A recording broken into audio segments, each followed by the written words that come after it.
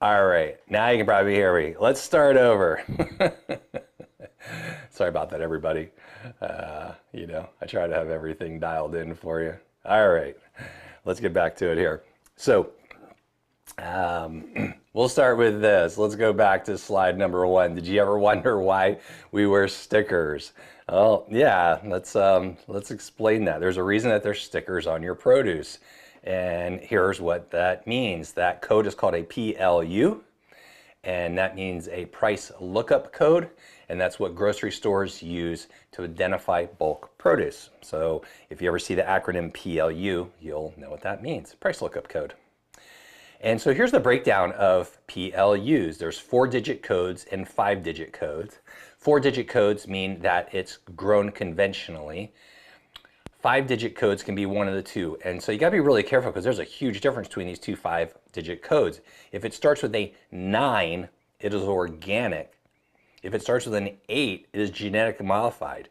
So you literally have like both sides of the spectrum right there when it comes to what you want to put in your body. Genetically modified over here, organic over here, and the only difference there is one number, and that's either an 8 or a 9. So please, when you're buying your produce, even if it was in an organic bin, and that's what you choose to eat, make sure you look at the sticker because people are in a rush and sometimes they grab something that's non-organic or genetically modified and they put it in the organic bin, and if you don't look at the sticker on there, you could be eating something that's genetically modified, and that might be important to you or not important to you, but that's how you know these different codes. So that's why the stickers are on there.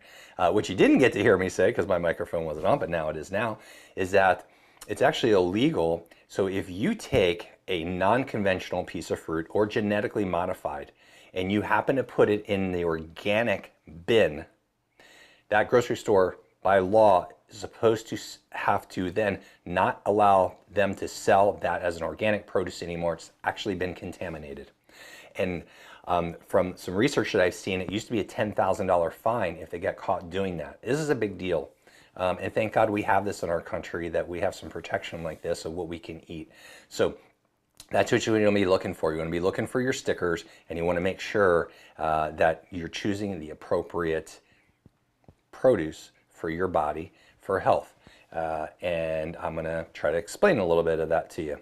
So there's some companies, and there's 4 major companies around the world that genetically modify seeds. And hey, Stephanie, thanks so much. All right, everyone can hear me now. Thanks, Marisa. I appreciate that. Welcome, y'all. Hopefully you're going to learn some fun stuff today. So here's your major players when it comes to genetically modifying things. And genetically modifying means that a technician in a laboratory is changing the genetic makeup of the seed. Yes. So, this has only been being done since the early 1990s, and we really don't have a long track record of does this affect our health. When you change Mother Nature and you start to become Mother Nature, and then we eat these things, can it have an effect on our health? I personally believe that it definitely will affect the quality of our health, because I don't see the health of our country going up. You're seeing a lot more diseases, a lot more cancers, and one of the things you have to look at when it comes to that is food consumption, because it's something that we all do, right? So here's the big players of who do genetically modification around the world. Well, number one is Bayer, who's formerly Monsanto. So Bayer bought Monsanto, and if you know anything about Monsanto, they've done some pretty nasty stuff to people for profit over the years. Syngenta is owned by ChemChina. I don't know if you really want to be putting chemicals in your body on your food that's being produced in China. We know a lot of the stuff there has a lot of heavy metals, and they don't have the same restrictions that we do. Another company, Corteva, is a spin-off of Dow DuPont, and then you have BASF. It's the German chemical giant with seed and biotech division. So these are the dominators of genetically modification that's taking place. So have they been in trouble? Yeah, they have. So Bayer, now Monsanto, now owned by Bayer, has had major lawsuits and still does on glyphosate and the dicamba lawsuit. And Roundup. So if you've ever sprayed your weeds with Roundup, called glyphosate, it's linked to non-Hodgkin's lymphoma. They had to do a $10.9 billion settlement to resolve claims. Juries awarded multi-million dollar verdicts. And also dicamba drift lawsuits, crop damage, and farmer verdicts.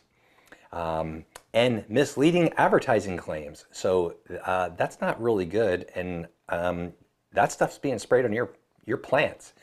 And it's being impregnated into genetically modified seeds. They're actually putting Roundup, glyphosate, into the seed itself. So I don't know if you knew that or not, but I really don't want to eat anything that has Roundup in it. So I want you to give some thought to that. Syngenta got in a lot of trouble for paraquat and atrazine cases. Paraquat is linked to Parkinson's disease. They had approximately 5,800 plaintiffs so far. They have internal documents suggested long known risks that were never told. Atrazine drinking water contamination, there was a $105 million settlement. So this, even if you're not eating this way sometimes, this stuff's leaching into our water supply as well. So you gotta be really careful. Corteva and Syngenta have antitrust lawsuits. They were accused of using rebates and loyalty agreements to block competitors. Farmers alleged unfair pricing and restricted competition. And the FTC filed complaints to restore that competition. So you got to realize that unfair pricing means that they've genetically modified these seeds so that farmers can't take a portion of their crop from this year and use it to plant next year. It's against the law because Monsanto, now Bayer, owns almost all of the patents on seeds. So these companies are patenting this stuff so that farmers are forced to buy seeds again from them the following year. And if they try planting the GMO seeds, they won't grow. And I don't know if you've ever heard of people going, like they eat bread here and stuff, they don't feel good, things with flour in them, but they go over to Europe and they're fine. Well, one of the big reasons is because they don't genetically modify their foods in Europe like we do here. So it's really fascinating. And I think, I want you to be up on this because, obviously, what my passion is about helping people with chronic neck and back pain start to live again and start to feel amazing again. And one of the constituents of us feeling great and reducing inflammatory processes is the foods, right, that we put in our body. And, you have to know this stuff because this is what's happening in our country right now. So I want you to make better choices so that you can be healthier. And I'm going to show you why here in a second. The other thing that's happening here is a lot of toxicity. So toxicity and indirect human impact. So pesticide giants profit from highly hazardous chemicals, some linked to reproductive and developmental harm in us. And neonicotinoids harm pollinators and usually our bee population, which we know is dying at a massive rate right now. And we don't understand why, but a lot of people are thinking it's because of these. And also it creates indirect human food system effects. So what is a neonicotinoid? Well, it's actually made from the nicotine plant. And neonicotinoids, often called neonics, are a class of systemic insecticides that act on an insect's central nervous system that controls all the parts of their body by binding to nicotinic acetylcholine receptors, causing paralysis and death. So I don't know if you know, but like when you get your house sprayed with bug spray, how they work, but most of the insecticides that they use in your house work the exact same way. It actually makes their nervous systems like this, the receptors, freak out so much. It's like, imagine like you have, a couple of extra cups of coffee than you should have and you're feeling really jittery. Well, multiply that by like 10,000. And that actually is what happens to a bug's nervous system. And the problem is that when you breathe that and it's inside your house, it can have the same effect on your nervous system as well.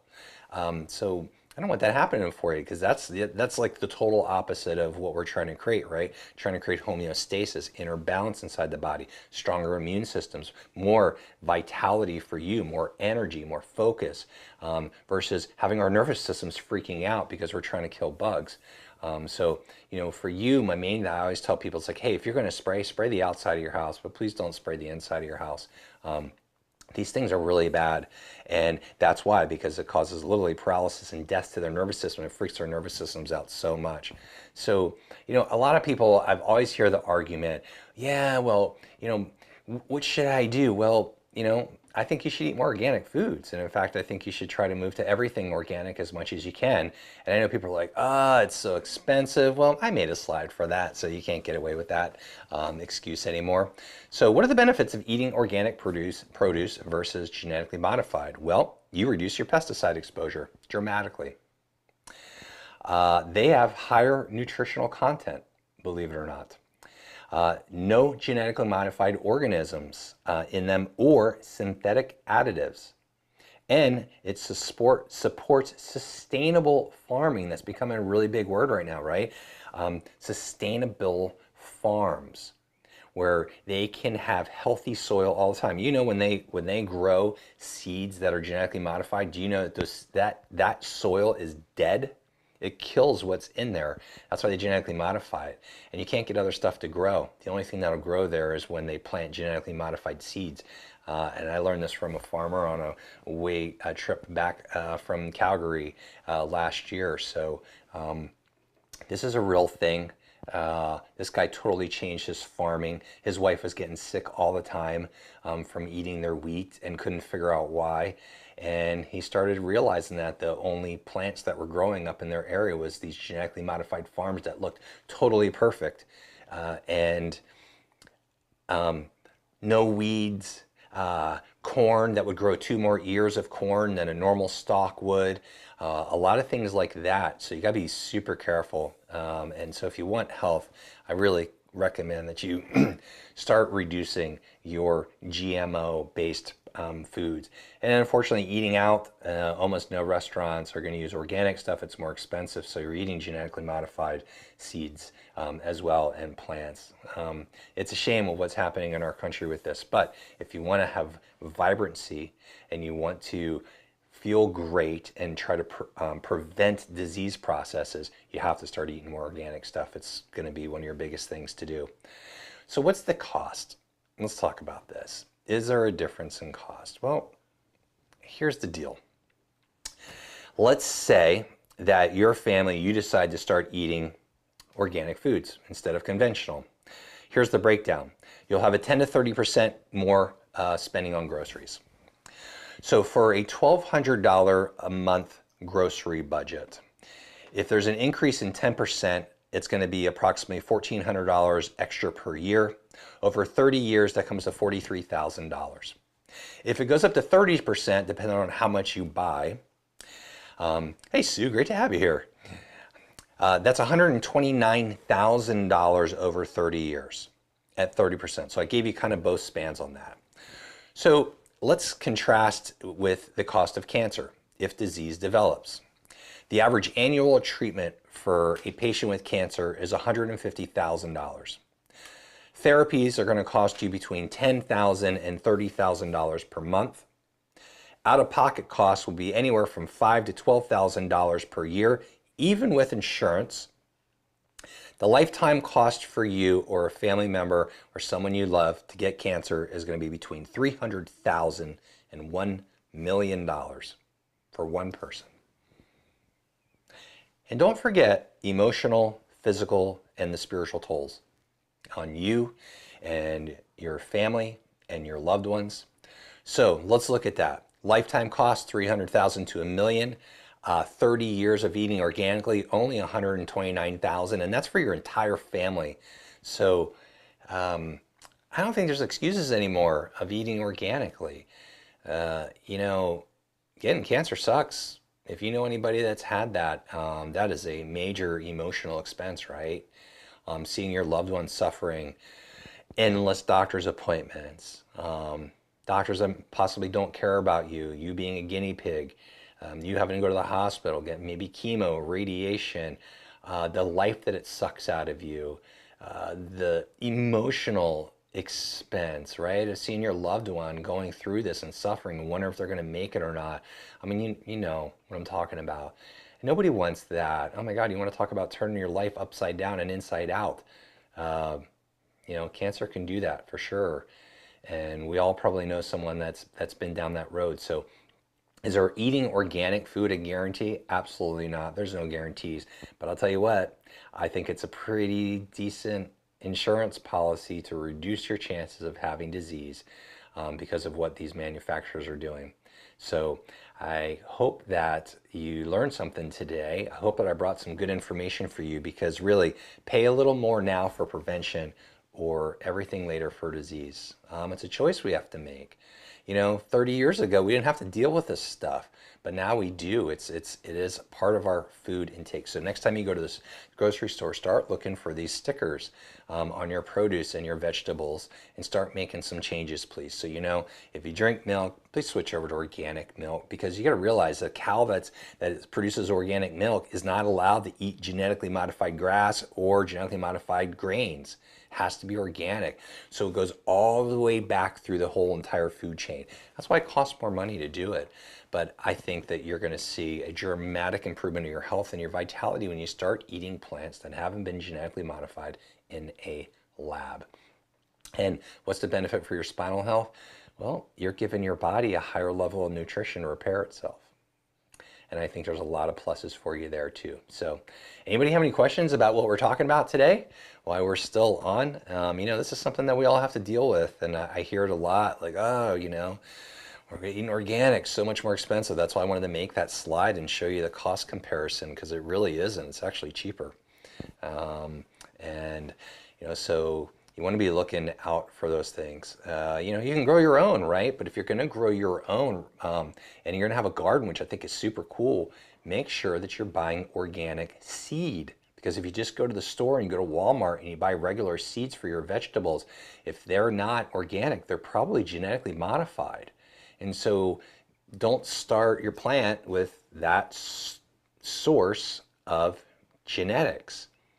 Make sure that it's guaranteed USDA organic, okay? And plant that and use organic soil and organic fertilizers. And you're gonna see a big difference in your vitality. I can guarantee it. You're gonna notice sharper mind, more energy, better sleep quality. You're gonna heal better. And if it comes to you're trying to repair your back or your spine anywhere, you're gonna have better opportunities for healing, because the raw materials you put into your body are of a higher quality level than this other crap that we're being exposed to. So any questions on GMOs? That's what they call them, GMOs, genetically modified organisms. Does anybody eat organic foods at all? Why don't you tell me about that? What's that been like for you? Do you feel like you've noticed a difference at all by eating organic versus non-organic?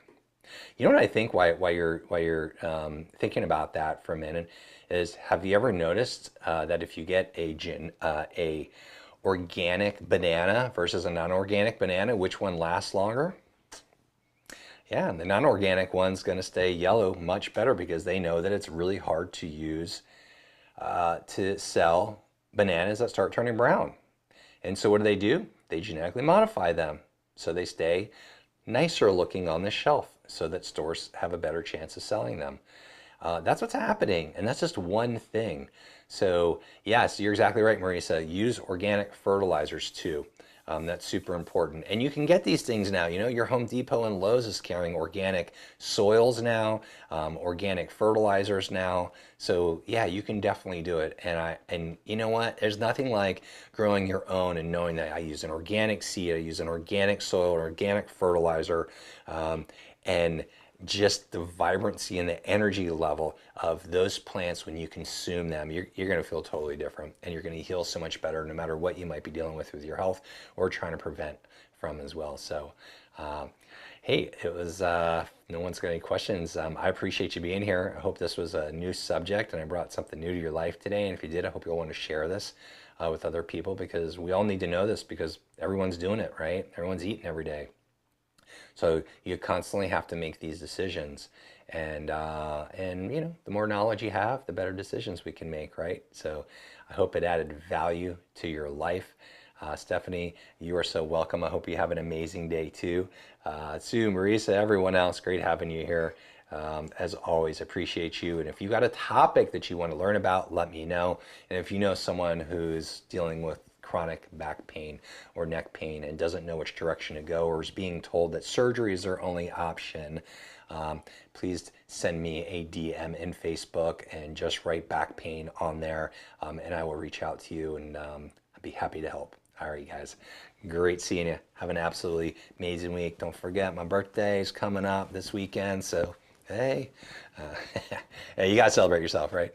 Hope you guys have a great day, and I appreciate you, and I'll see you next week.